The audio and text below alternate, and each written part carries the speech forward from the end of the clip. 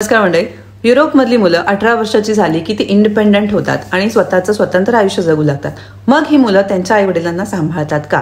आपल्याकडे जशी एकत्र कुटुंब पद्धती आहे ती युरोपमध्ये अजिबातच अस्तित्वात नसल्यामुळे आई वडील लहानपणापासून मुलं 18 वर्षाची झाली की घराबाहेर पडणार, इंडिपेंडंट होणार, त्यांचं स्वतंत्र आयुष्य जगू लागणार याच विचाराने वाढवतात. त्यामुळे मुलं माझ्या म्हातारपणाची काठी होतील आणि मला सांभाळतील ही अपेक्षाच मुळात आई वडिलांच्या मनात अजिबातच नसते.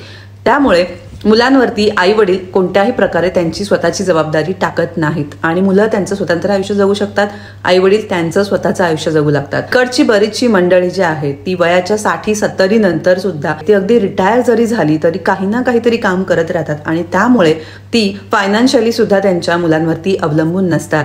आणि इकडच्या सरकारच्या ज्या काही सुविधा आहेत, हेल्थ केअर चांगलं आहे, इकडच्या वृद्ध लोकांना पेन्शन मिळते, ट्रान्सपोर्टमध्ये चांगल्या सुविधा आहेत आणि सिनियर होम्स अवेलेबल असतात. तर ओल्ड एज होम सुद्धा इकडे भरपूर आहेत आणि त्यामुळे इकडच्या आई वडिलांना मुलांसोबत जाऊन राहण्याची गरज सुद्धा लागत नाहीत. ओल्ड एज होममध्ये जाऊन राहण्यासाठी त्यांना कोणत्याही प्रकारचा कमीपणा वाटत नाही, कारण तिकडे त्यांना चांगल्या सुविधा सुद्धा मिळतात आणि त्यांच्याच वयाची लोक सुद्धा मिळतात. त्याचबरोबर इकडचं जे इन्फ्रास्ट्रक्चर आहे ते इतकं चांगलं आहे की आई वडील व्हीलचेअरवरती किंवा त्यांची जी स्कूटी असते त्या स्कूटीवर बसून अगदी संपूर्ण युरोपमध्ये बिंदास कोणाच्याही मदतीशिवाय फिरू शकतात.